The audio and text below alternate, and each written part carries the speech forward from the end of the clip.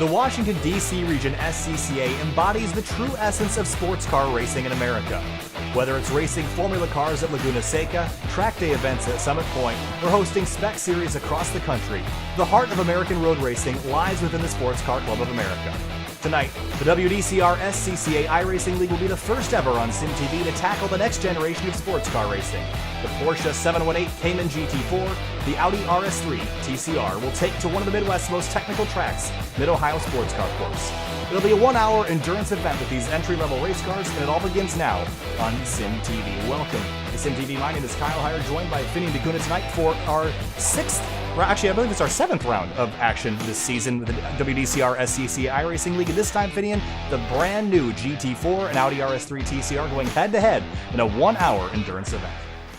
Yeah, indeed. Although, honestly, for all intents and purposes, this is mostly a GT4 race. Quite a decent amount of Audis, only 7 to grid, but overwhelming majority of the field is in the Porsche Cayman GT4 new car that was released just yesterday, as you're saying, and that means a lot of these guys are still coming to grips with this car. Yeah, and I think there's a even bigger change to these cars that we haven't had the past couple weeks is the introduction of iRacing's brand new damaged model. So that's going to be a factor tonight, especially at the start of this race. We have got well over 35 cars that are going to take the green flag tonight, and car-to-car contact is not as forgiving as it used to be. So, I mean, how does that change how you attack this event? Do you treat it like a sprint race and try to get yourself out front to avoid the chaos, especially in qualifying, or are you going to take it easy on the start and try to work your way through the field? I think it's definitely going to come down to a lot of the driver and, how if they're normally aggressive, I think they're going to just be a little bit more aggressive to get themselves in clean air. However, for drivers that are a little bit more reserved, I think they're going to be even more careful just to protect their car. Because, as you're saying, with the damage model, you can lose bits and pieces, especially the wings to these cars, which are very important for downforce and grip around here. So these guys definitely want to protect as much of the car as possible, especially the wheels. And one thing I noticed quite a bit watching some stuff on the iRacing subreddit is once these cars, especially the GT4, are getting sideways in the grass, a lot of the wheels have been coming off. So that's another thing for these guys to watch out for. So keep your tires on the gray stuff. We've got qualifying underway right now, and it's been going for about 9 minutes. And Ken Seal at the top of the board in the number 23 car. DJ Alessandrini, I thought he was in here tonight. Maybe he is here. He's only 6th. So it seems like Alessandrini has, I want to say, had trouble getting used to this car, but he certainly doesn't seem to have the pace of his fellows like Paul Darling, who's in front of him, as well as Johnson, Lapras, Pelota, and Hausil, all who have out-qualified him here in qualifying. Yeah, we'll see how his race pace is going to turn out in comparison to his qualifying pace. With Paul Darling coming across the line, going to improve his time, not necessarily his position. Just kind of looking down through the rest of the order, notably with Elias Roman 10th fastest overall, and ahead of quite a few GT4 cars. Yeah, and Elias Roman's actually making a return. He's been gone for quite some time, so this is his first time back to the iRacing simulator, and he's already showing that his time off was a nice recharge for him because he's certainly very quick. He has run a 1:30.086, which puts him, as you mentioned, 10th overall out of the 35-plus cars that we have. So again, the multi-class interaction is going to be tricky tonight. I don't think we're going to have the GT4s necessarily get around to lap the TCRs extensively, maybe once, but there is going to be a lot of weird interaction through the midfield for both categories as we get ready to go racing this evening. So, 41 laps estimated here this evening. What are the keys to the race tonight, Finian? How do you keep yourself out of trouble? And what's the strategy, especially with fuel? Because you're going to have to make a pit stop. So do you pit early or do you pit later? I think definitely it's going to come down to, where you are in traffic and when you need it. It's kind of almost like similar. It's going to be a little bit niche because not a lot of people do it. But in Rallycross, when you take the Joker lap, it's really strategic as far as getting yourself in clean air and clean track ahead of you to work with. So I think we're going to see a lot of that with tonight. I think some guys might try to pit, to pass the guys on pit road per se, get themselves in some clean air and get themselves out of traffic. So we're going to have about a half a pace lap here. We're going to turn them loose. What about the opening lap? How do you think the TCRs are going to leave a gap? Do you think they're going to get right up on the rear bumpers of the GT4s? Do you think it's going to make a difference? And how chaotic will this first lap be? I think they're probably going to leave. If I was them, I would leave very minimum. I'll probably leave about a 10-second gap to the guys up ahead, just to make sure that you're not really catching the tail end of the field until they're really spread out, and then you're probably going to catch a lot of the slower GT4s, a lot of the guys that are more new, that are very new to this car and still kind of coming to grips. So I'll have to see how the interaction is going to play out.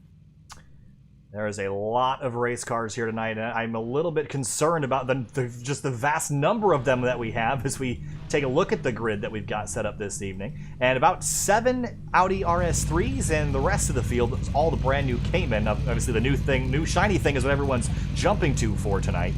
You mentioned staying out of the grass. That's going to be key this evening. Don't get your tires involved in any sort of off-track excursion. Thankfully, you won't have to worry about curb strikes a whole lot tonight. The curbs at Mid-Ohio are relatively flat and forgiving, so you won't have to worry about that situation. But especially on the backside of the course where the walls are tight, don't get yourself in trouble because there's not a lot of space to save yourself. And also, keep yourself out of China Beach at the exit of Turn 4. You don't want to go off and get yourself stuck in a gravel trap either. So, keys to the race. Keep yourself on the black stuff and avoid running into the other cars tonight because you're only competing with the cars in your class. Again, the drivers in the red background numbers, those are the GT4 cars. The drivers with the gray backgrounds are the TCR machines. Track conditions this afternoon, 82 degrees in the air, 96 on the racetrack. A little bit toasty out there, but should be fun to race on partly cloudy skies. Time to go racing tonight. Green flag flies, and we're racing at the Mid-Ohio Sports Car Course in the Washington, D.C. region, SCCA iRacing League.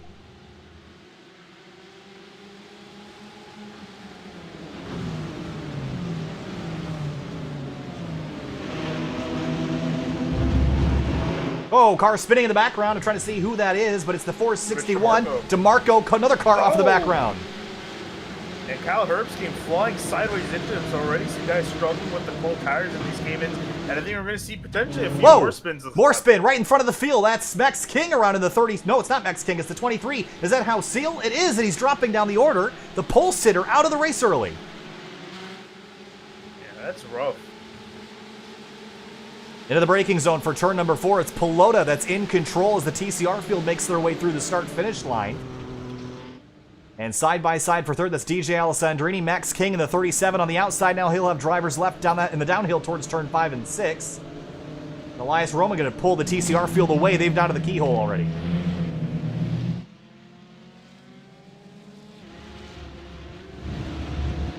Max King dropping back behind Alessandrini. Now he's got Paul Gibson in the 15 closing up behind. Wenhao Chow in the 29. Then Sam Scott, Dennis Barrett, Jeff Jacobs, Tala Sadiq, the rest of your top 10. Yeah, most of the Caymans pretty much sorted out in line. A few battles going on here and there. It's still really close together. These cars like to race close. That's how they've been in the 24 hours since this car was launched. We've quickly discovered that these things are very much like the TCR and that it's easy to race close. You don't have to worry about a whole lot of dirty air, but the cold tires on the opening lap were too treacherous, and unfortunately for Ken House-Seal, that car is in the pits. Damage to the 23. Alan Claffey and Rich DeMarco have found themselves, they're having big-time internet issues. Rich DeMarco was one of the first cars we saw turned around.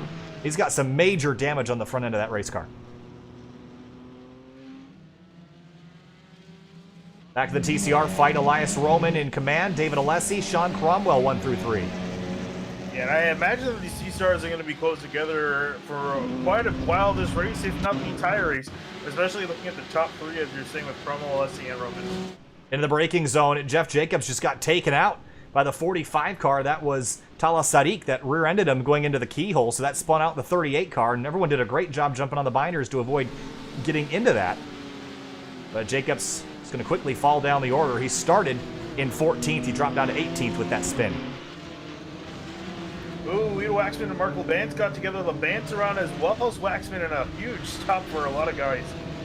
And backwards facing on lap number 2 is not the way you want to be. That's LeBance in the 10. Going to get looped around. Let's quickly take a look at how this happened. We'll take a look from up above here. And, oh yeah, that was a big dive. Optimistic dive by the 35 of Waxman, and they just get hooked together, and that's what turns the 10 car around. And Charles Boley and Paul Darling also involved in a spin, and they're crashed. They're out of the race, Finney, and big hits for those two drivers. Here's a look at that. Oh, big impact into the wall. Another view. Already a lot of big names out of the race early on. Yeah, they got tangled on the far side of the course and got hooked together into the grass, and that was about an 80-mile-an-hour impact straight into the barrier and bumpers flying, and those cars very well destroyed. You see the tire bouncing across the racetrack right back into traffic, so big damage for a lot of our big names early as Andrew Pelota tries to drive away with the lead. Nicholas Johnston trying to chase him down. Yeah, And he's still very much within tow. Allison Drini trying to chase those top two down, currently in third position with Max King lining up in fourth. So the top four kind of broken away from the rest of the pack. It's Gibson. Ooh, speaking of Gibson sideways. Oh, and he's around in the 15 at the exit of turn 4, and grass is very slippery in these cars. He's got to get backed up, but there's traffic coming. This is going to be a big drop down the order for him. Meanwhile, in TCR, no changes here. Elias Roman continues to lead. David Alessi trying to chase him down. And again, these TCR cars have been incredibly competitive, but Alessi's really latched onto it. I think he's got a good chance of winning this race, but he's got to get by this 99.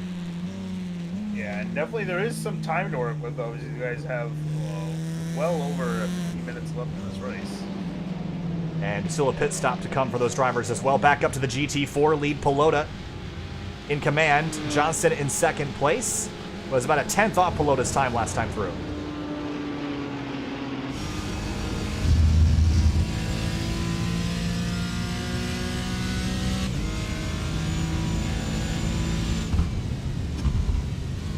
Oh, a little bit wide for the leader, and so is Johnston.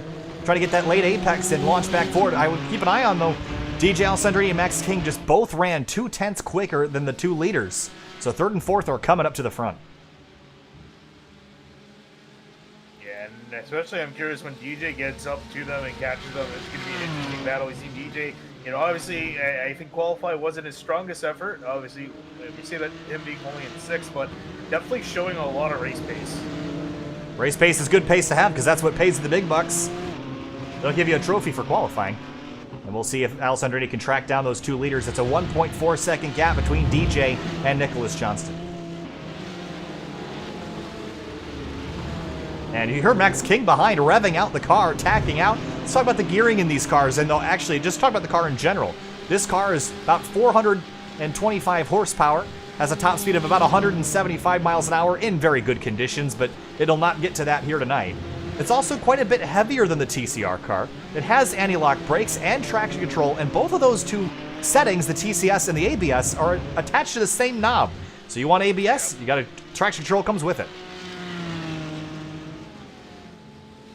That's a compromise that you have to make. Do you want all the power to get cut when you're trying to get the throttle to the ground, or do you want to have ABS brakes so you're not locking up into the corners? It's a consideration you have to kind of figure out the lesser of the two evils. Go back to the TCR lead. Roman and David Alessi nose to tail, and then also for third, Sean Cromwell and Greg Obadia chasing each other down.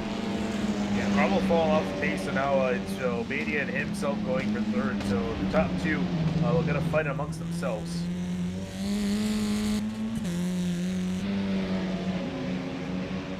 Half a second between the TCR leaders, and already you see Cromwell go by a GT4 car.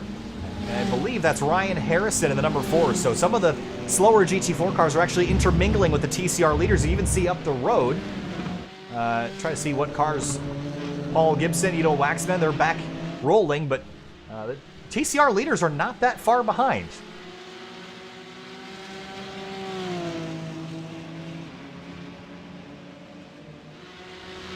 I'm keeping an eye on the GT4 lead, though, Finian. Pelota, Johnson, and Alessandrini all starting to close in on each other. And DJ closing from third and going to make this a fight very shortly.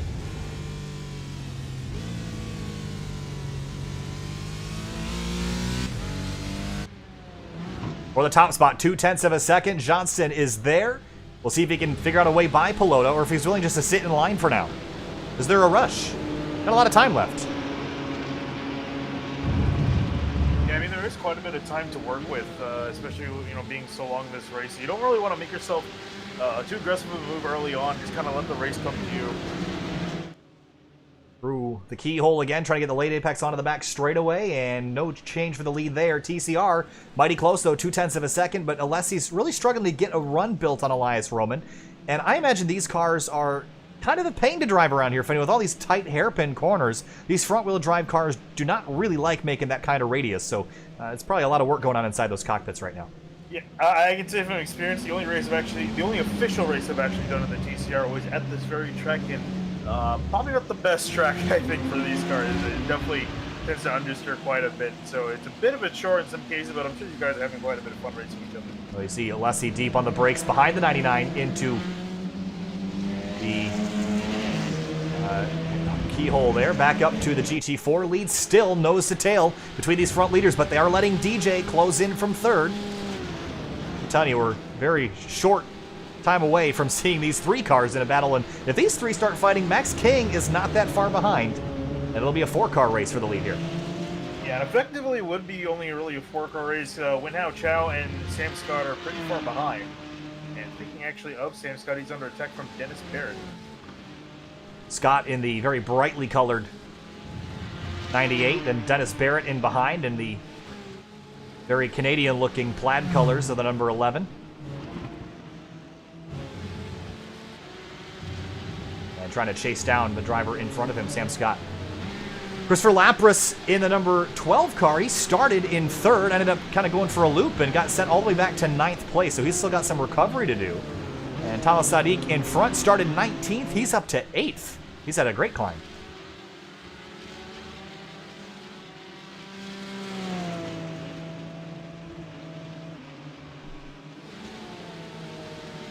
"50 minutes left. We're only 10 minutes into this race, Finian.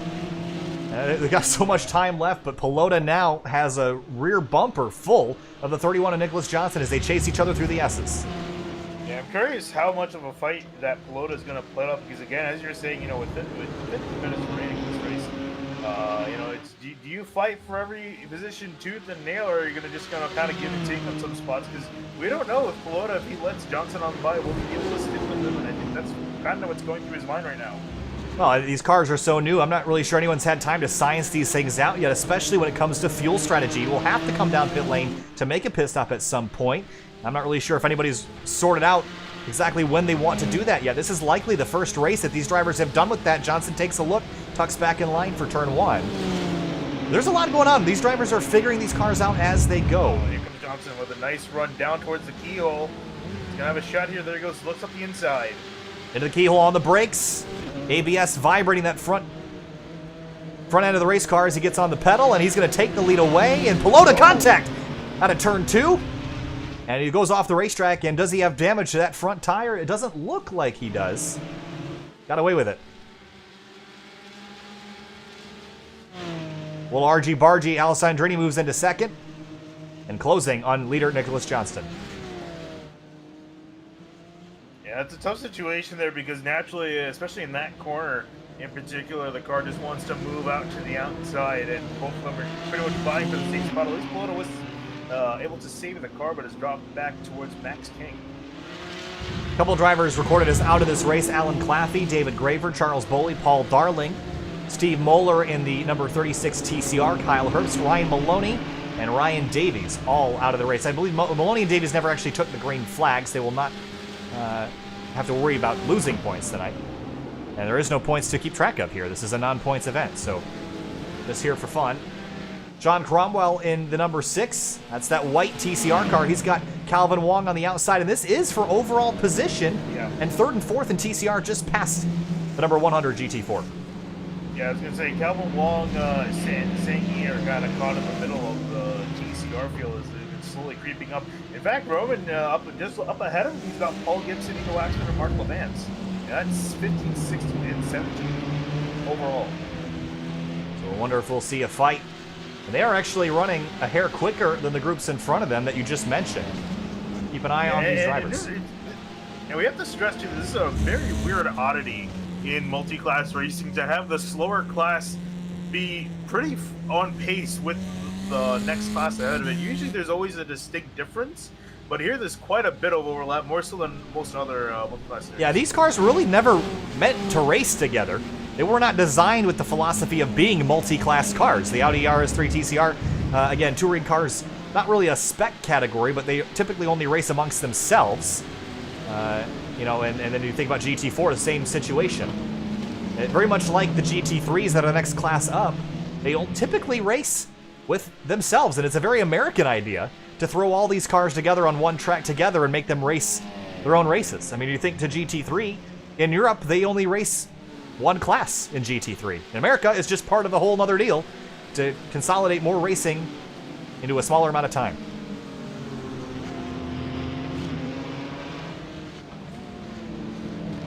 This is the battle for 16th position. It's Levance and Gibson. Labatt's in the honeycomb textured number 10, and Gibson in the bright yellow number 15, and Gibson goes on through, and here comes another car. That's Elias Roman. That's the leader in TCR. He's going to split the number 10, and he's going to hold up David Alessi quite a bit. Yeah, David Alessi got really sideways heading to that corner and lost a lot of ground now to Elias Roman, and I'm sure this is kind of what we're talking about here, is that, you know, Labatt doesn't want to let Alessi on by because there's another car in his way from getting up the grid, and Alessi wants Labatt to move out of the way so he can get to Roman up ahead first, so interesting dichotomy here. Kyle Sadiq and Christopher Lapras, these guys are engaged in a fight for 8th and relatively close. With this short group of drivers, there's, I believe that's Christopher Lapras in the 12, though that's the white car. Sadiq in the 45, then Dennis Barrett in the 11. And Tim Scott leading this train, and then right ahead of Tim Scott is Rich DeMarco, who we saw get involved in an incident early in lap 1. So a quarter of the way through this race, and we've had a lead change in GT4. Pelota has given way to Nicholas Johnston. We have not yet seen TCR change hands yet. And here comes Lapras to the inside of Sadiq. Thinks better of it, backs out. Then down into the final corner here, which is such a challenging corner in any race car. A decreasing radius, and then it swings back out and forces you back to driver's left. It's such an interesting complex, and you have to kind of brake heading into a corner. So it's a really interesting set of turns, especially for these cars, which don't have a whole lot of downforce to lean on. Oh, the 45 is loose through turn 1, and Lapras smells blood in the water. Here he comes. Yeah, he got a pretty bad exit. He's saying Lapras trying to make a run. Is he going to have a dive up the inside? He's definitely going to have a look and ascend it down into the corner. Yeah, he got alongside, and Sadiq's going to try to shut the door through the mid-corner, but he can't. Drag race down the back straightaway. And Lapras going to have to pull him behind. Maybe try to get a draft and do the same thing down towards China Beach. These cars don't draft amazingly well. They don't draft like an MX-5 does, but they still will get a tow down the straight from the draft from the driver in front. Meanwhile, up in front, you're not missing anything there. Johnson and Alessandrini continue to run about 0.5 of a second apart. Andrew Pelota is right behind. Yeah, I'm curious when one of these guys is going to turn on the wing, and especially great recovery from Pelota, too. He's got up quite a bit, hasn't fallen off the pace, and well within the hunt. Elias Roman still negotiating GT4 traffic. See right ahead of him is Gibson and Chris Shieldsmith. This is a battle for 15th on track. Looking up at the leader real quick, Nicholas Johnson, he was sideways through the final sector of the track, and he's lost a lot of time. I think that Alessandrini's caught up and potentially looking to make a pass. Through turn 1, a mistake by Johnson will open the door for Alessandrini to get there. And from experience that Alessandrini was hard at work last night at VIR in this car, trying to figure out all of the intricacies. Instead, it kind of drove like a big, heavy Miata. And I can't say that that's exactly the feeling that I got, but in some ways, it's very similar in the general dynamics. Of course, it's a mid-engine car with about 3 times the horsepower that an MX-5 has, but in some ways there are similarities, and Alessandrini has kind of latched onto that and his experience in the ND MX-5. And doesn't quite have the front-wheel drive experience that he has from his GLTC 06 Civic Si, which would help him a little bit in TCR, but he still figured his car out relatively quickly, even though he didn't quite qualify as well as he was hoping.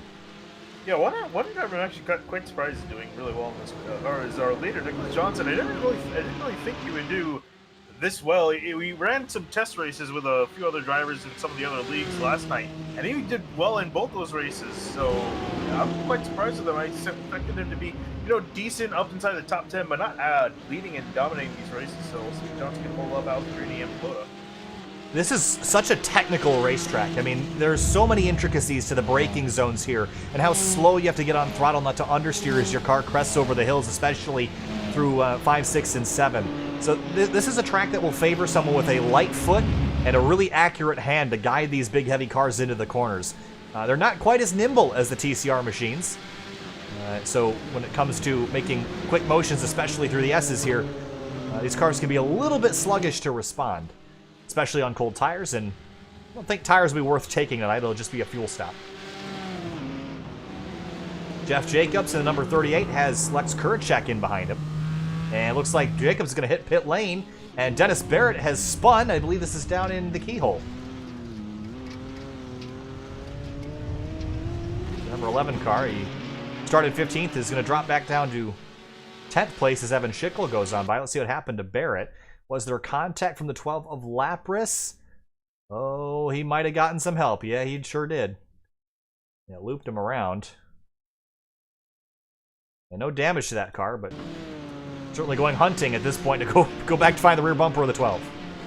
Yeah, unfortunately, because he was running up in 7th place. He's going to jump pretty far down the order now. So Elias Roman has stretched his gap on David Alessi by about 1.3 seconds. And in GT... Yeah, go ahead. No, so I was going to say, I was all hope with that lap traffic that they caught. And still hasn't quite been able to make it up. There's still Marco Vance in the middle of all of this, so... ever since then, Alessi's been struggling to keep up back with Roman. But if he can get around the Vance, he actually might catch back up to the end of Roman. Alessandrini's closed in within 4/10 of the 31, and Johnson runs a little bit wide on the entrance to the keyhole, and Alessandrini gets right to the rear bumper, not quite able to make a pass, and he'll have to back off again for now. Looking on back a little deeper in the GT4 field, Calvin Wong in the number 100. He started in 35th position, up to 20th right now. He's got Jeff Jacobs right behind him in that 38, who I believe has already made a pit stop. He has come to pit lane and took 8 seconds of fuel, and that should be enough to get him to the end.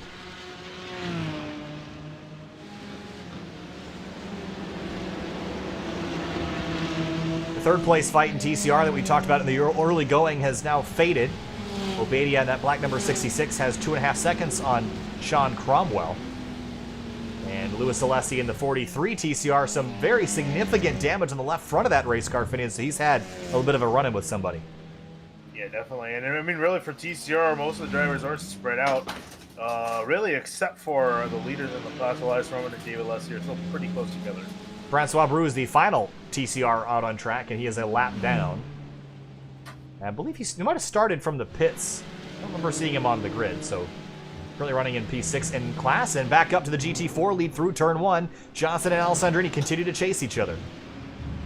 Yeah, this has gotten really close, and Johnson with a little bit of a wheel in the grass. Here comes Alessandrini with a big run up the inside into the keyhole. Here he comes, side by side into turn number 2, and Alessandrini's got the lead away here on lap number 15 with 38 minutes to go. Move DJ Alessandrini to the lead, but Johnson got a great run out of the keyhole. Yeah, he set that up perfectly, Johnson did, getting a nice run out of the keyhole, and now he's got to run side by side. He's going to be looking to the outside, though, down into China Beach. It's going to be interesting to see how this plays out. Yeah, he doesn't need to pass DJ here. He just needs to stay alongside, because then he'll have the preferred line through turn 5, but he's going to run a little bit wide. Now he'll have the right line and should be able to complete this pass, but there he goes. He'll have it back. Alessandrini, though, still alongside.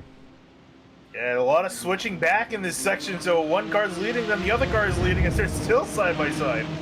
Down through the S's, a little bit of contact, door to door. Alessandrini noses ahead. Johnston has to tuck in behind. He's going to cross over at the exit over the crest. What a great race these guys are having up front. Yeah, try to get a run down this straightaway, but there's really no place to pass at the end of it. He's going to he's going to send it up the inside. And DJ got spooked a bit, left him some space, but Johnson wasn't able to make it stick. Yeah, it's a tricky corner to try to make a pass, and especially coming up with this these final 2 corners of the lap with Alessandrini in the lead. We'll see if Johnson can try to take this back. Really solid racing for that half of a lap there at lap number 15. And Johnston close to Alessandrini and hoping he can capitalize on one of those mistakes. Oh, DJ's off of the grass. Cones flying, and here comes Johnston. Destroyed the cones there, and Johnson with a big run. He might be able to clear Alessandrini by the corner. Up the inside, DJ late on the brakes, ABS vibrating the brake pedal, and he's got the lead back. What a dive. Johnson tried to set up a run down the straightaway like he did last time, but went into the gas just a little bit too early and had to back out of the run. But man, Alessandrini almost threw away the lead again there. Yeah, that was a brave move to dive in that late, but he made it stick. Now into the braking zone for turn 4. Gonna stay tucked in behind. This battle might have concluded for now, but if Alessandrini makes another mistake, we'll be right back to where we were. Yeah, we say for now because anything can happen, especially with these 3 guys running nose to tail. Up over the crest. They're coming over the Honda bridge here.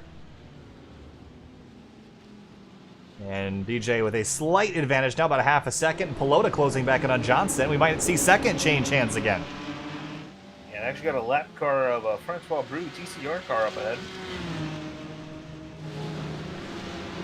Now we're really going to get to see Brou again as the last running TCR machine. His best lap is a 132.7, the best lap by the leader, a 128.4, but they're in the 130s now, so only about a 2-second lap difference.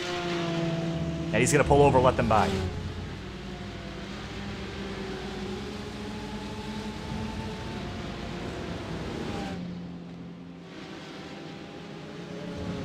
So lead has changed hands in GT4. DJ Alessandrini leads now back to TCR. Elias Roman and David Alessi, they've cleared some of the GT4 traffic. They're 14th and 15th overall, and 0.3 of a second separate them as they head towards the S's. And Roman a little bit wide. It looks like I thought Roman would have been the faster of these two, but actually I think it looks like Alessi is the faster of these two drivers. Now last time by a full second quicker. I'm not sure if Roman got held up, but Alessi is on the move right now. And for the few corners we've been watching them, yeah, Roman's been making a few more mistakes, going a little bit wide, while Alessi's been keeping his line nice and tight. Towards the final couple corners on this course. See if Alessi can close in. He does a little bit on the brakes. Now the slow right-hander to line yourself up for the front straightaway. Meanwhile, we're going to quickly jump back because GT4 lead was down to 0.2 of a second. And Johnson closed on the brakes into turn 7, but now has dropped back again. They have some lap traffic up ahead. That is the number 100 of Calvin Wong. Oh no, I'm sorry, that might not be Calvin Wong. That is someone else. Trying to see what number is on the side of that car. The Falcon car. That's the 41 that's being driven by Nick Babin. Yeah.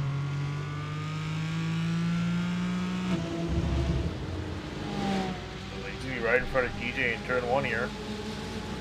The combined gap between both class leaders, 0.8 of a second. Now it's 0.5 as TCR is side by side into the turn 4 area. Roman goes defensive. Alessi on the outside. Can he maintain alongside? Not quite. Tucks in behind again. Yeah, Alessi's going to have to wait pretty much another lap to try to have another attempt. Johnson had a look at the outside of Alessandrini into the keyhole. Wasn't able to make that stick either. Yeah, potentially has a shot at getting a run here and potential dive down into turn 4. We'll see if he does anything. This racetrack, when you get to the... Oh, here he comes. On the brakes. Way late. Trying to get that car slowed. He's there. But it's not really a winning maneuver there. He's got to get crossed back over.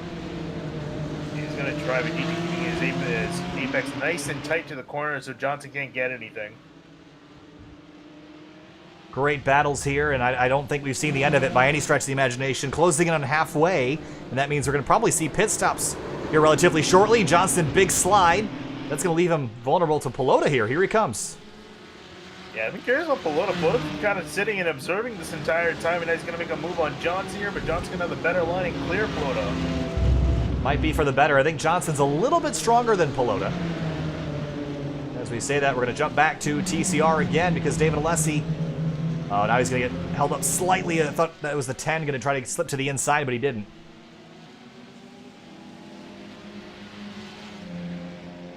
Good battles all around. How about 6th place in GT4? Sam Scott, Sadiq Lapras, all nose to tail.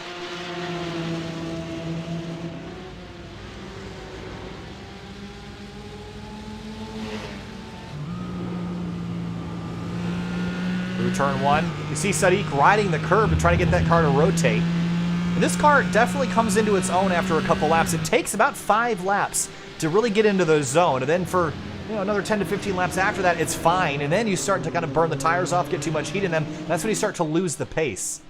I think we're just about to crest that window now. Yeah, I am curious if anyone is going to bother taking tires. I wouldn't think so. It, but yeah, unless they forgot to uncheck the tires, which is you see quite a bit. In the braking zone, Scott and Sadiq into turn 4. Big slide for the 98. I want to bring attention to TCR because close fight there between Lapras and Sadiq. Just traded positions. You mentioned TCR. Yeah, I mentioned TCR because Greg Obadia has caught up to these two. We've been so focused on Alessi and Roman, but Obadia has made up a huge chunk of time on these two, and he's fighting for the lead now. On the bumper of the 34 of David Alessi into the braking zone for the keyhole. Both of the 2 leaders run a tad wide. Obadia apex a slight bit early, but it's a 3-car fight in TCR now. Yeah, and last lap through, Obadia was half a second faster than the 2 leaders. I think if we needed any further proof that this class combination is a lot of fun in iRacing, I don't think we needed any more, because into the braking zone, Alessi right on the back bumper of the 99, not able to get to the inside or outside. This is probably going to be a perpetual battle that lasts for most of the rest of the race, I would imagine. Yeah, and it's kind of funny, we have 3 cars battling for the lead in GT4 and 3 battling for the lead in TCR.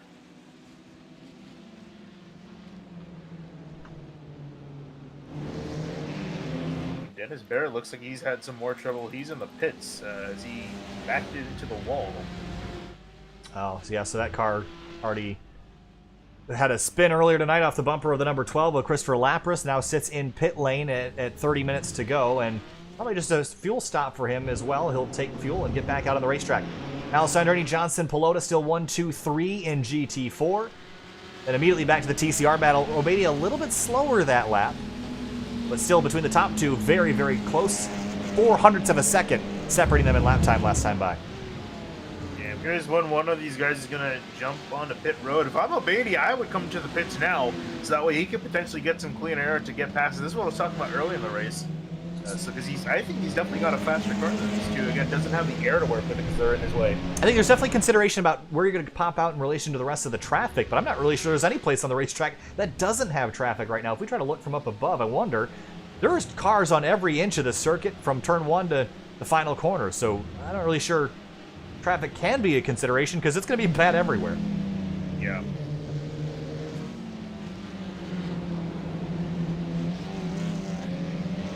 Through the S's again, and Roman still leading this trio. All the while, Johnson is slowly inching back on Alessandrini up at the front of the GT4 field. We'll take you there in a moment. Yeah, Pelota's kind of dropped off the pace. He's slowly been slipping away from Johnson, and Alessandrini has become a 2-car fight now. Half a second between Johnson and Alessandrini. Still Roman, Alessi, Obadia, 1, 2, 3. To the braking zone for the final corner. This is just such a long turn in these cars. You can't get back on the throttle till you're almost dead straight. Sam Scott, I think he's gone for a spin. This is down at China Beach. First driver we've seen go off there tonight. And he got, oh, is he off the bumper of the 12 as well? Here's a look. Lapras has been in the back of Dennis Barrett. And a little bit late on the brakes here, and he's going to nudge Sam Scott off, so ABS proving to be a tricky thing to get used to for the 12 tonight. And turn the 98 off into the dirt. Yeah, he's got to drop back into 9th, but he's running in 6th.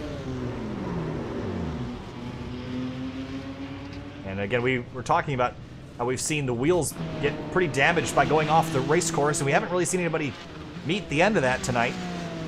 No one's gotten their wheels ripped off in the grass as far as we know. And Scott was lucky that when the car dug into the gravel, it didn't have that effect. These TCR guys are so close together right now. And Obadia is now pushing the issue on Alessi, so I don't think David Alessi wants to be third in this fight, so he's going to try to get by Roman so that Obadia doesn't get by him. Yeah, it's easier said than done. Roman's done a great job defending that lead this entire race.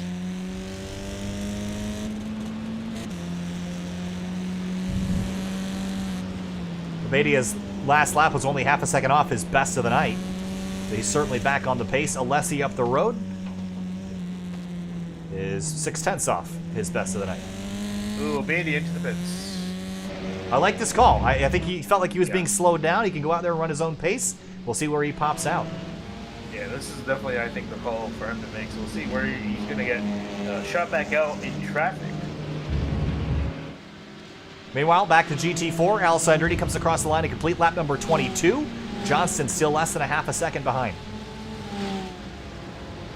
Deeper in the field, how about Rich DeMarco and Calvin Wong? Both drivers had a little bit of trouble early. The 18th and 19th place cars fighting right now, half a second between them.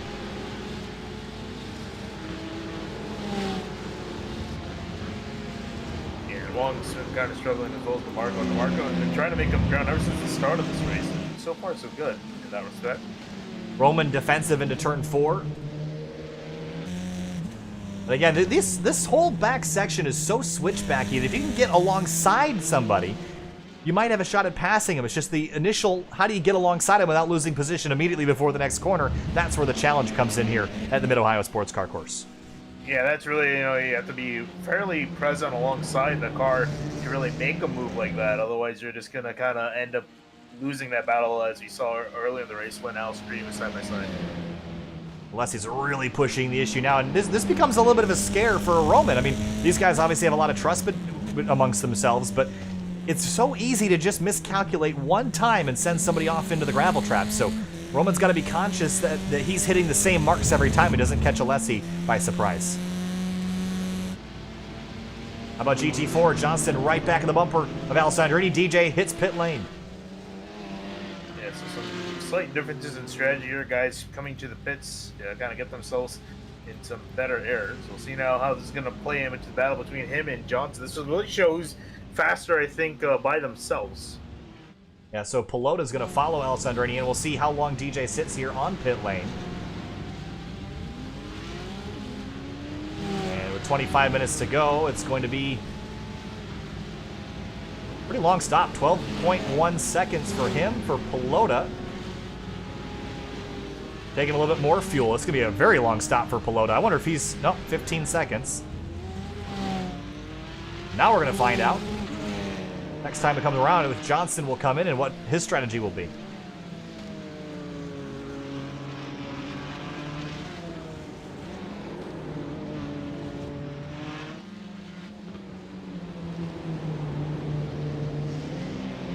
Looking at the TCR field, they're about, or the TCR leaders are about to come by pit road. We'll see if any one of them decides to join Ovidia and the drivers that have pit. Ken Alcil is back out on the racetrack. He was off early and had a crash. Ooh, I think Dennis Barrett has had an issue again. Yeah. And this is right in front of the TCR leaders, who will, looks like, avoid pit lane this time. Barrett has just not had his night. And the Pfaff Porsche colors are going to go for a spin. This is in the braking zone for the final corner. Just overcooked it a little bit, spun it around. Yeah, and honestly, I feel that this car definitely has quite a bit of a learning curve as far as keeping it on the track and going straight. It takes a while to really figure out. It's a weird car, and once you figure out its kind of weirdness, you can then start to put in some consistent laps, but it's really, you have to spend some time learning it. Ken Alcil was crashed out on the opening lap after sitting on pole tonight, and ended up in a pretty severe accident that damaged his race car. Got that thing repaired, and he's back out on track. And running pretty solid lap times. Has already made his pit stop. Back in 15th in class.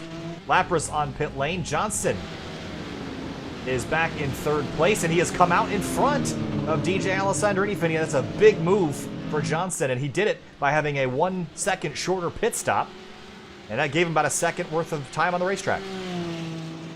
Yeah, and again, it comes down to, just timing your strategy out, right? And for Johnson, it was pretty solid. He's also got a benefit, too. He's got Marco Bance in the middle of them. So Johnson can now just set some hot laps. Alessandrini's got some work to do up in front. Max King and Talas Sadiq still have yet to pit in GT4. Car around in front of them, that is the Winnow Chow in the, I believe that's the 29 car. Yeah, actually, this is his second spin this lap. He spun out in the keyhole earlier, and he just actually came out of the pits this lap as well. Cold tires. Yeah. I would assume, and he's going to spin and back it into the wall. The second time he's gone around this lap, as you mentioned. So struggling with some overall drivability in that car. We'll see if he's got any damage to the rear end of that thing. Backed into it pretty hard. It does in the right. Yeah, it looks like he does in the right rear. See as the car comes on by. Yeah, a little scuff in the right rear. Shouldn't hurt anything, though. Sadiq hits pit lane. Max King stays out another lap, so that leaves the 37 car in control of this race with 22 minutes to go. Oh, Sadiq is having trouble on pit lane. Is he out of fuel? Rolling very slowly. Nope, just a very slow stop in the box. Yeah, I guess he's trying to be careful. So Roman and Alessi have pit at different times as well, so we're going to keep an eye on our TCR leaders as Alessi hits pit lane to see where he pops out in relation to Elias Roman. Meanwhile, Johnson and Alessandrini have a 1.3 second gap between them.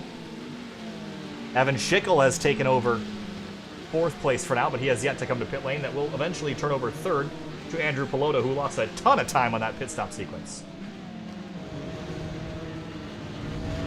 Yeah, I think this just kind of takes Quote out of the battle a little bit. He was already starting to drop that on the track himself, so this is kind of sealing his fate here a little bit. We did see him come back before, so we'll see if he can muster up something in the closing stages of this race. Lex Kuracek has gone off in turn 4. Let's take a look at how he got himself into this situation. A little bit too hard on the brakes. Yeah, just overcooked it a bit too much and slid the car in, and around he went.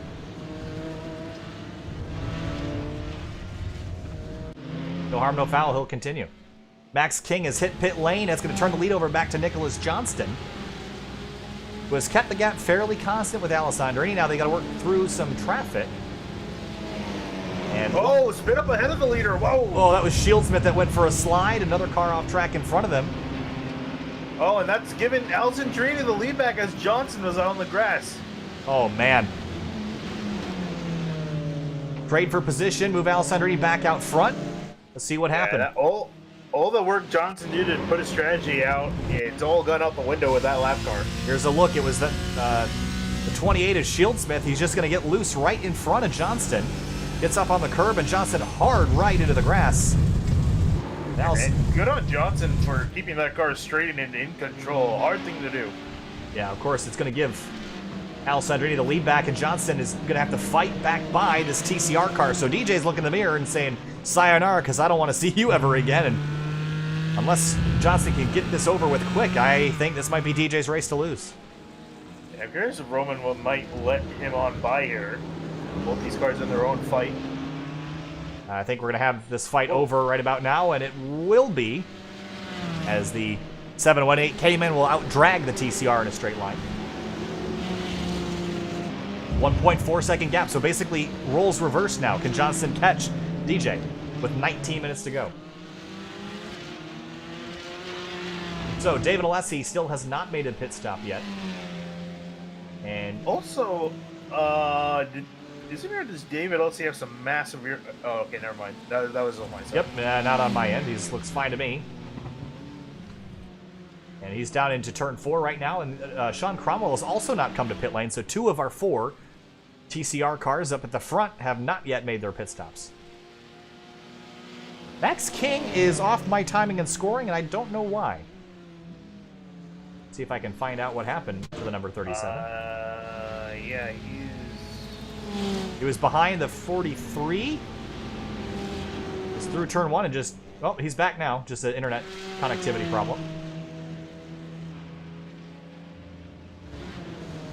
So Johnson now is 1.2 seconds back. So he is close. But is it going to take some traffic, or do you think that Johnson's got the pace to chase down Alessandrini all on his own? I think he's got the raw pace to beat Alessandrini, so we'll have to see here. I think if he can catch back up, he's definitely going to be within the fight. Now, obviously the passing part's going to be the hard one, but we've seen these guys battle it out before. Interested in seeing them doing it again, and if Johnson will be successful. David Alessi hits pit lane from the lead in TCR. So where is Elias Roman? He's working his way towards the final corner now. And this is a critical moment, and because Roman had to deal with a spinning car and some GT4 leaders, I think that Alessi might come out as the leader here. Here he comes. Gonna have cold tires to deal with, but he's gonna come out in front of Elias Roman by a pretty large margin as well. Not even close, several seconds. See the white car in the background, that is Elias Roman. The orange car in the front of your view is David Alessi. Yeah, I'm curious, and remember we were talking about these guys battling earlier. I think that David Alessi is the faster of these two, so we'll see if Alessi can pull away or if Roman can close the gap. And you're gonna notice right in front of these drivers is your lead GT4 battle, as Max King is going. Oh, he's off in turn 1. I thought he was hitting pit lane, but he's got damage too. Here's a look. Just got loose at the exit of turn 1, and oh yeah, that inside curbing is Clayton. Wow. Louis Alessi in the 43 almost clobbered the 37, but here's another look. The 37 already had damage from something. And comes down into turn 1 and jumps the curb, as you mentioned, Finian, and that was enough to spin him around. Yeah, it's caught a few drivers off guard today. Max King going to join that list. Then the 43, Louis Alessi threw the dirt to try to miss it.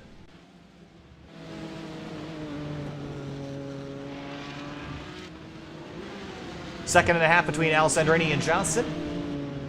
And between David Alessi and Elias Roman is 3.7 seconds. So that firmly puts Alessi in control of this race with 15 minutes to go, and I'm not convinced that Elias Roman is that much faster.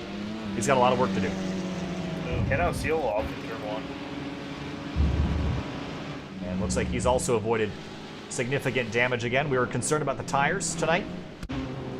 And similar thing, got up on top of the curb and looped it around. Again, paint is very slippery, Finian, and too much curb for the 23.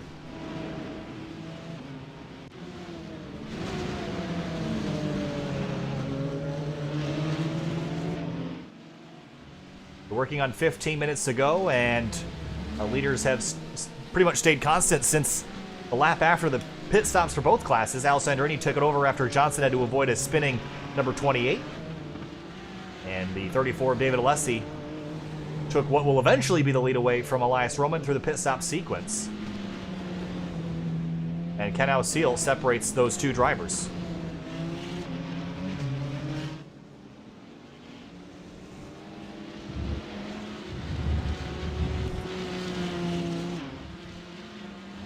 Calvin Wong, big time damage on the nose of that car. I'm not sure if that's recent, but he's certainly very slow right now.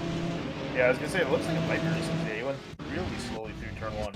Oh yeah, it was an Oh, he had it into with another car. Yeah, here's a look. This is at the exit of the final corner. And he's gonna get loose. Yeah, right here. He's gonna spin, he's gonna hit the inside wall and come back across the racetrack, and oh! The 98 of Sam Scott gets tangled with him. And both those cars. Scott's car destroyed. Yeah. And sat there at the exit of the final corner, wheel kind of rolling off. Another look. Focus on the 98. Try to go wide to miss it. Right here. Oh, what an impact. And Sam Scott still is rolling. Looks like he's got that car repaired and he's heading back out. Oh, okay. So he didn't have a faster grip. So let's update you back on the lead situation for both categories. Alessandrini and Johnson through turns 4 and 5 right now. That gap has not closed. And Sean Cromwell, oh, and is that Wong again in the tire barrier? Yeah, he's in the Armco at the exit of turn 5. He's really struggling to get that car to get off the track. Yeah, we'll see if he's going to bring it. I imagine he probably is going to bring it back to the pits here to try to repair that car. Let's see if any of the steering is broken on it. It really doesn't look like it's driving very straight. Stomp on the brakes. That's Pelota, third place in GT4. There's Ken Seal around the outside. And last time through for Johnson and Alessandrini, they ran almost like the exact same lap time. The only 2,000 separated them the last time through. As I was saying earlier, the TCR leader, Sean Cromwell, is still out there. And he's right in front of our GT4 leaders, and we have not yet seen Cromwell hit pit lane. We expect him to have to shortly. It's either that or he's going to have to be calling for tech to see how big that fuel tank is. Or rather, how much fuel was in there. The TCRs are incredibly efficient on fuel, but to my knowledge, they were set up in a way that limits it, that they would have to come. At least the GT4s certainly had to come, and they've already completed their stops. I guess Cromwell's just out there just going to run the tank out and then come in, which is a viable strategy because then he has to spend less time in the pit stall, so. Certainly worth considering. Louis Alessi with a whole host of GT4 cars going around the outside of him through turn 1. Looks like Calvin Wong is back out on track. Max King is amongst these drivers. That's 5th place in GT4. Up the inside, 3 wide for a moment, through the keyhole.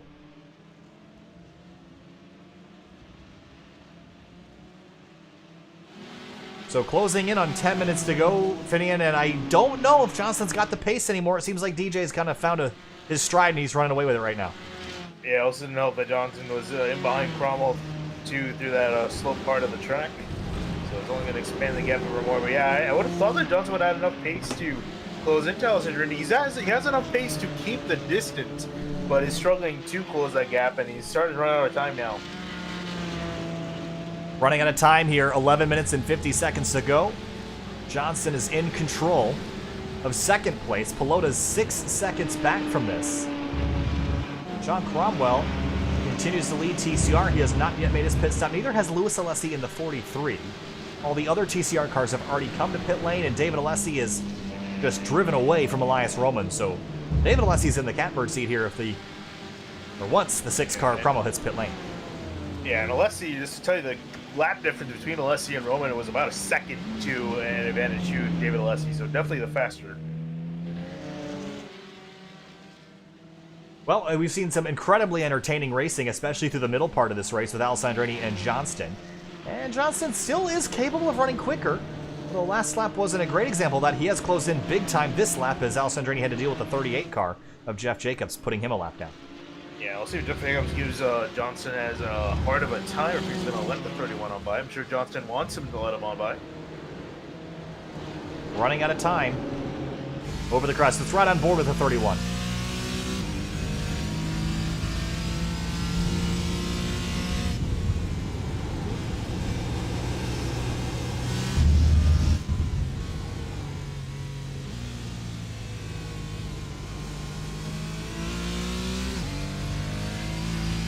As they come back to the line, Alessandrini ran a 128.696 to Johnston's 128.1.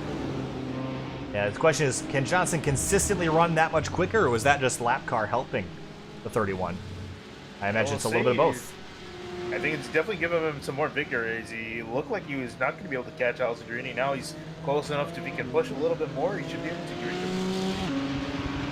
John Cromwell has hit pit lane from the TCR lead, and David Alessi has taken over the TCR lead, and that leaves Elias Roman about 5 seconds back, so that lead has only grown... Oh, and Cromwell, as quick as he went in.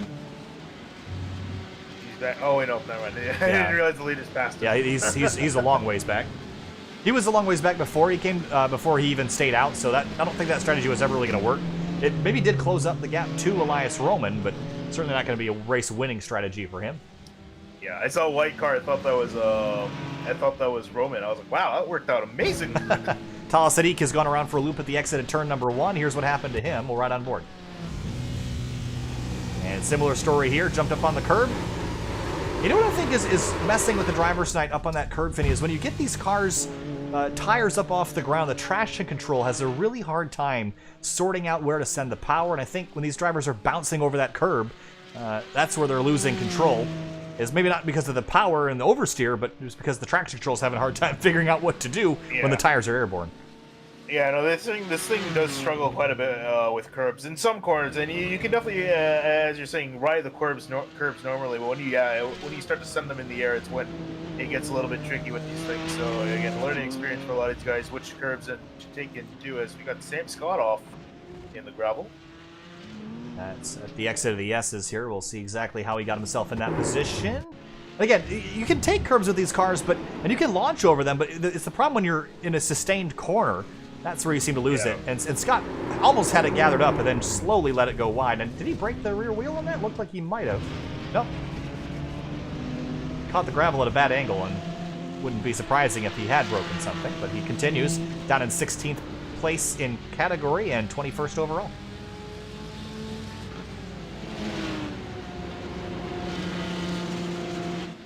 David Alessi allowing Mark Labance on by. That's a GT4 passing for overall position. Now, Johnston has closed in. It's a 1 second gap with 7 minutes and 50 seconds remaining. What's your call? Do you think he gets there? I think he can. He's been making up quite a bit of time. He had up 2 times the last lap through, and I think he's closed in a little bit more on this lap as well. I'm just curious, he's going to catch him, I think, before the end of the race. If he's going to be able to have enough time to make a pass is going to be a tough thing to decide. Well, Alessandrini took him to school the last time they were through the keyhole and absolutely just outdrove the 31 into the corner, and I think maybe Johnston's learned something and can maybe apply the same maneuver on DJ the next time by. Yeah, last lap too, again, picked off 0.2 of a second. And some more lap traffic up the road. That's the 41 of Nick Babin in the Falcon car.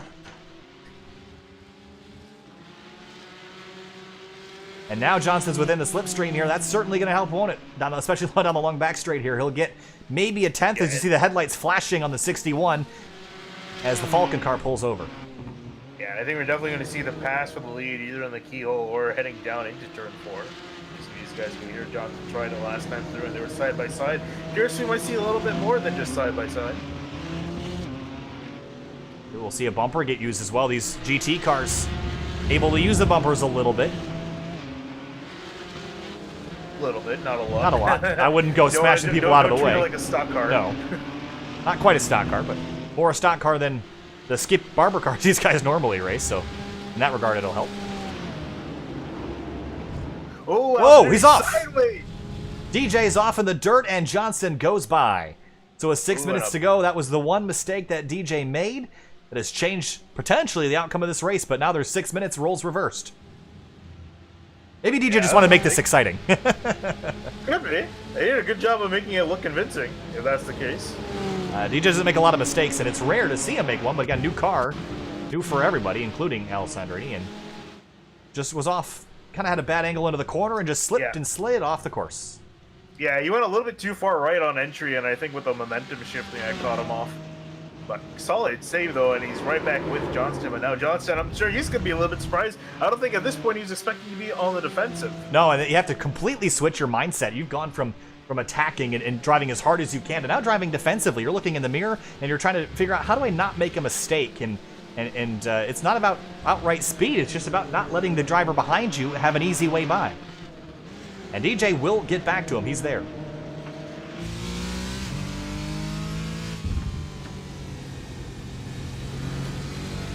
Five minutes to go.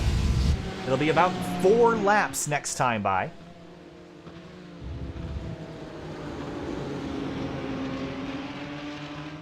Four-tenths of a second between these drivers, Johnston and Alessandrini. They've traded laps led today. DJ's led 17. Johnston has led 10.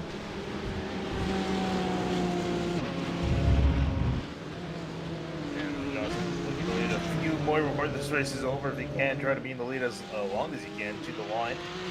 Alessandrini, his last lap as he comes across the line was a 1:28.507.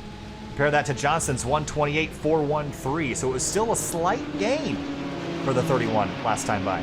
Cohen bouncing off the racetrack. Gibson knocked it out of the way, and thankfully they don't have to just avoid it a little bit on the straightaway between turns 1 and turns 2. Yeah, so now if you're in Alessandrini's position, do you wait for the last lap to make a pass, or do you try to do it as soon as you can? I don't know. I mean, these guys are so close. If I'm Alessandrini, I don't think you can wait to the last lap because Johnston's just too good. I don't know if you're going to be guaranteed an opportunity, so if you get there, you better take it. And I'd much rather be the leader than the follower in this position right now. Make them pass you. They're not going to just crash you out of the way. These guys have a lot of respect for each other. They're very good race car drivers, both of them. And they'll race each other clean and fair, but it's a lot harder to race clean and fair when you're the driver behind. Also a battle going on for third in GCR, Greg Obadia and Sean Cromwell. They're side by side as they head towards the keyhole. Cromwell on the inside, Obadia trying to outbrake on the outside, and Cromwell looks like he'll have it for now.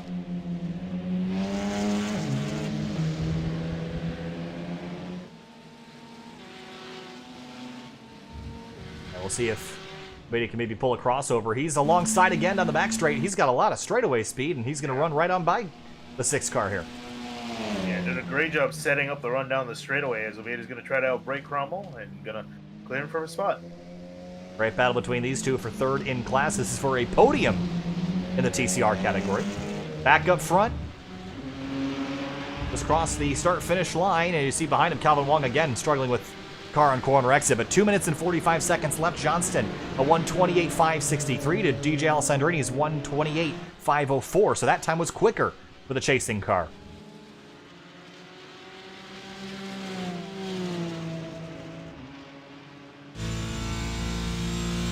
And right now, you're as focused as you're ever going to be. You're trying desperately not to make any little mistake. And with cars with ABS, when you make a mistake and you miss your braking point, you're going to have a very bad time. So you have to be very careful about when you jump on those binders. Yeah, you're definitely going to be off the track. And both the drivers have made one mistake at some point or another, been off in the grass. And I'm sure they definitely don't want to do that again, especially with so late in the race. And there is a lap car up ahead. That's the 15 of Paul Gibson. That is 10th in class. And I don't think he's going to pose much of a problem for these drivers.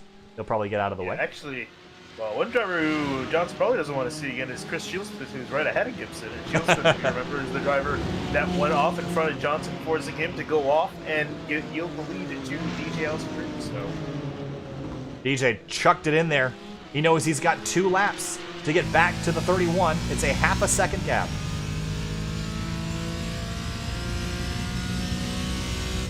yeah, I'm a little bit worried for Alessandrini now.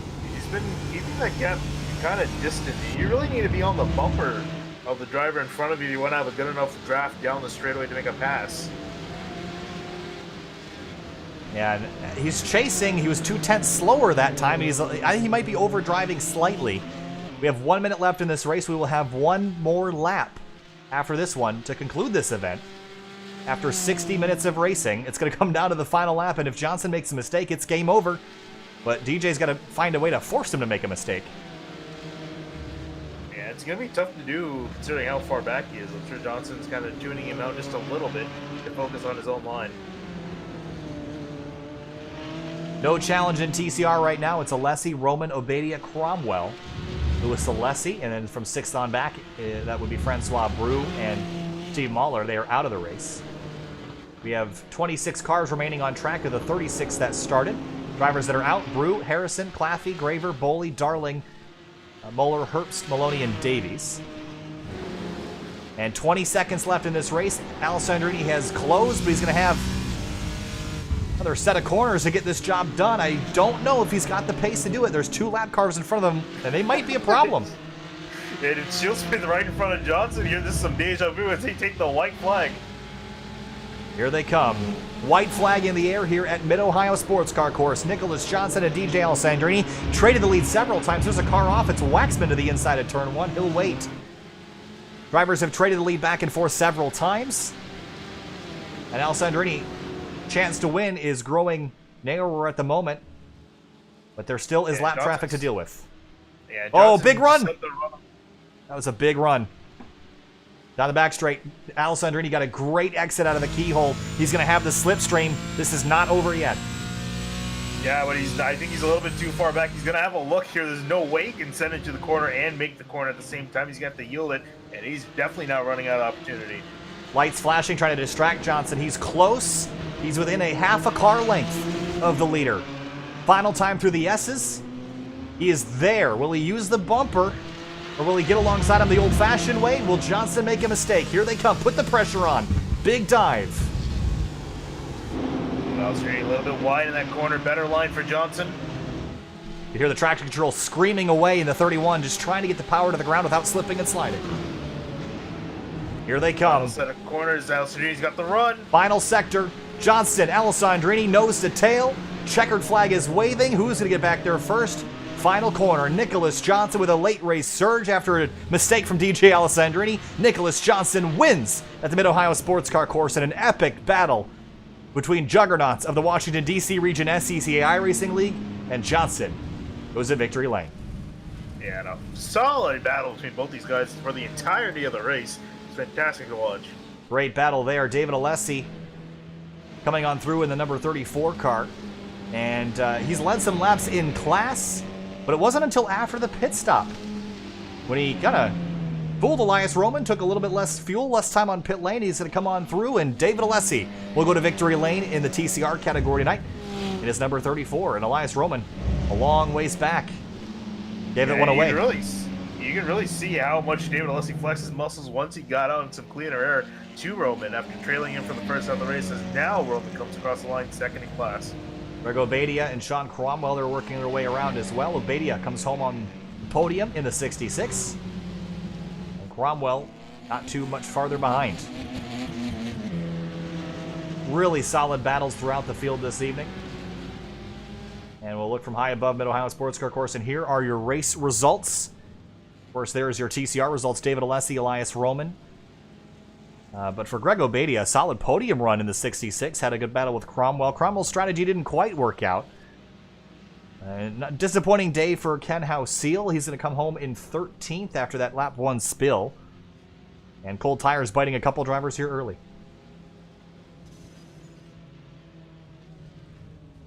Six lead changes in GT4 alone. That's a really solid number, especially at a track like Mid-Ohio, which is pretty tricky to pass at. Yeah. But they did a great job, Johnson and Alessandrini, fighting, especially through the middle part of the race. It was the 0.3 of a second gap between your winners as they got it done. We'll be back in a couple minutes to talk to your race winners. Stay with us.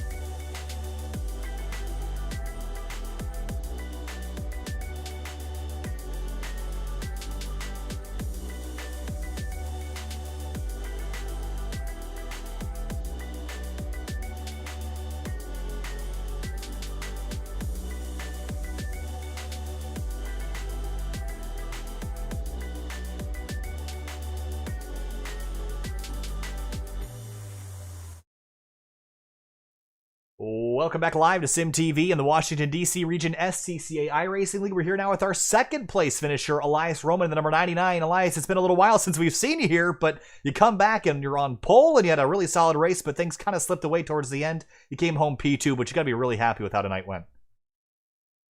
Yeah, first of all, I missed you guys. I'm glad to be back. Yeah, the beginning went really well. I tried to just manage my equipment, just from testing that it is possible for the tires to blow out, which I found out the hard way. So I tried to, manage the gap. David was really flying, putting pressure on me the whole race, so I decided to pit to try to get some clean air. He got some better outlaps than me, and then it was just basically him sailing from there, and the car just started understeering terribly, and I just struggled towards the end. But yeah, happy to come home second. Talk to me about the multi-class interaction night. This brand new GT4 car driver still getting their kind of figuring out, coming to grips with it. How was it tonight in traffic, and did you feel like the cars were different enough that you could, not be stuck behind or in front of a GT4 car? So in the beginning, prior from the broadcast, that the TCR was definitely faster, especially through basically turns 3 and on through to finish. Then basically as the front tire started wearing on the TCR, the Caymans kind of came back and were faster. Yeah, we had to give and take a little bit, kind of, pick when to do it, when not to. I know Mark and I had a little bit of contact, but luckily it didn't really do any big damage to my car. But yeah, especially braking. I think that's the biggest difference between these two. Porsches definitely brake a lot better. So we had to keep that in mind in the braking zones. All right. Hey, Elias, good to see you again. Second place tonight. Really solid podium for you in that 99 car. Thanks for talking. Hopefully we'll see you around. Thanks, guys. I just want to say these guys do a really great job. You should buy their apparel. I bought a hat earlier this week, and yeah, you guys should support these guys. These guys do amazing. Thanks, Elias. Appreciate it. We'll see you later. Have a great night. All right, we move on now to, let's see, David Alessi, the driver that won tonight's event in the TCR number 34. David, tonight, got everything done on the pit stop sequence and came out well ahead of Elias and never had to deal with them after that pass on pit road. Walk us through the strategy call and driving away after the pit stop. Man, it feels good to be back in here with you guys. been since the last time we raced the TCRs. But yeah, I mean, I planned on just tucking in behind Elias and not really challenging too much. There was a few spots where I ended up getting a little bit of a run, and I'd go side by side with him and then just kind of tuck right back in. And yeah, he ducked into the pits, and I had clear track ahead of me, no traffic, anywhere in sight. So I tried to turn out a few good laps and maybe create a little bit of a gap, and came in from my pit a few laps later and ended up like 3 seconds, I think it was, ahead of him. And yeah, that was it. We were both fighting tire degradation pretty bad. From the sounds of it, he was a little worse off than I was. So coming out the pits with that gap and then the tires, I was able to pull a little bit more, and that was about it. Talk me through a little bit of the multi-class interaction. I asked Elias the same thing. Did you feel like it was a bit of a struggle tonight to race against the GT4s, or did it feel like a pretty natural fit here and there wasn't a whole lot of issues? It really depended on where.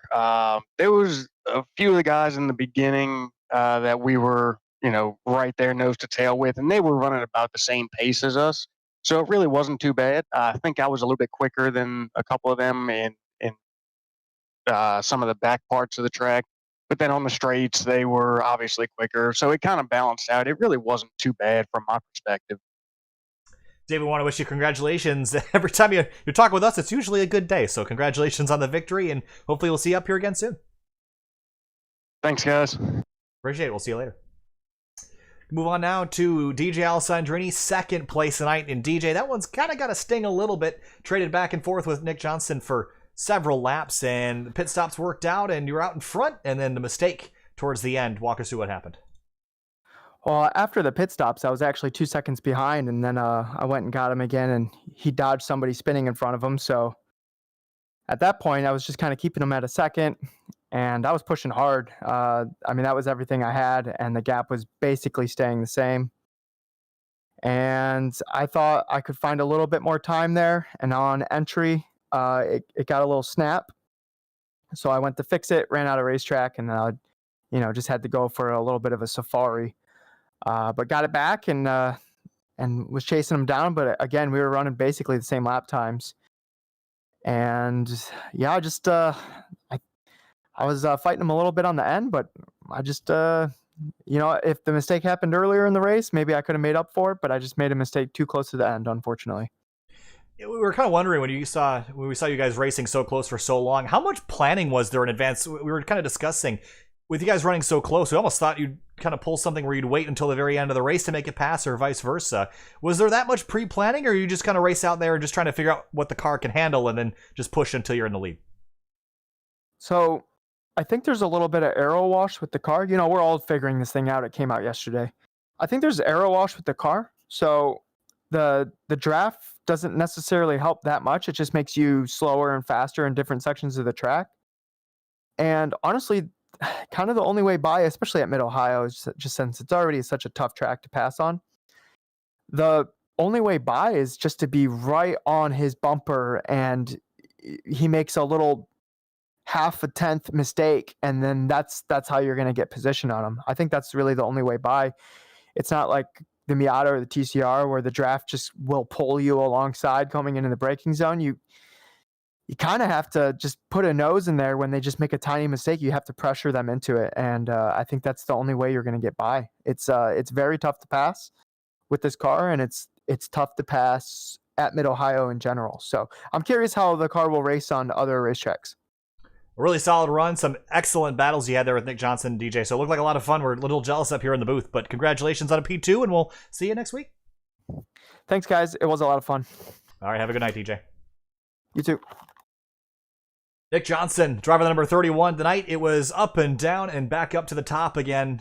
Thought maybe things had slipped away from you, avoiding that crashing car out of turn 1, but things turned around for you with a couple laps to go. Walk us through your night battling with DJ and ultimately coming out on top.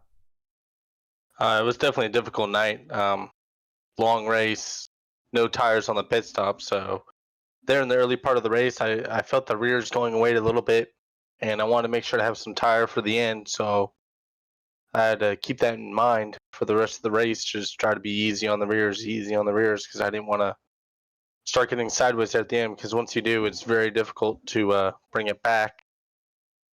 Luckily, after the pit stop, I must had a little better fuel calculation than DJ. I ended up undercutting him on the pit stop. I was like, okay, I think I have a good shot of holding him off, or at least keeping him at bay for majority of the end there. And then, yeah, that car in front of me spun out into one, and I thought he was going to spin to the inside, but he must have just locked it up and started going straight, and I really had no choice other than dive for the grass. For a second there, I thought I was going into the tires, but luckily it gripped up just enough I can get back on track and get my head down, try to run down DJ. And it started to get pretty close. I was getting ready to apply some pressure, and he just went a little deep into that second to last corner. And that was one of the ones that would really bite you. Because once you got a little out of the groove there and a little sideways, it was like you're just holding on at that point. And he had a great save to bring it right in there behind me. And at that point, I just had to try to maintain the gap and get through some traffic. Well, Nick, it was an excellent show to watch tonight. 4th to 1st and back to 2nd, back to 1st. Some really solid battles. It looked like a lot of fun. Thanks for talking to us, and congrats on another win, and we'll see you next week. We'll see you. All right, Nick Johnston, winner tonight in GT4. All right, Finian. Well, what a race we had this evening. 60 minutes. I think there's no doubt that this combination of cars is going to be a whole lot of fun to watch. And I'm disappointed we don't get to do this more, because this will probably be the only time we see these cars race here on SimTV for at least a little while longer. So your thoughts after tonight? Yeah, no, it was awesome stuff, especially the battles for the lead, and particularly the GT4 battle where Nick and DJ were side by side for half a lap. If that doesn't show you how great these cars race, I don't know what will, because that was a fantastic battle to watch. A really solid race tonight. Thank you so much for watching us. We're not going to be live for a couple more days. It's spring break for us, and break for a couple other groups as well. So we'll be back with you on Saturday night for Bristol, the last great Coliseum with the Outsider Racing League. Then Sunday, we got 2 events for you on Sunday. In the middle of the afternoon, we've got the V Runoffs Big Grid SRF race from this very track, Mid-Ohio Sports Car Course, on Sunday afternoon. Then Sunday evening at 7:15 p.m. will be the Indy Elite Series from their next round. So make sure you catch both those races on Sunday. Make sure you subscribe and visit our website. Links in the video description. Thank you so much for watching, and have a good night.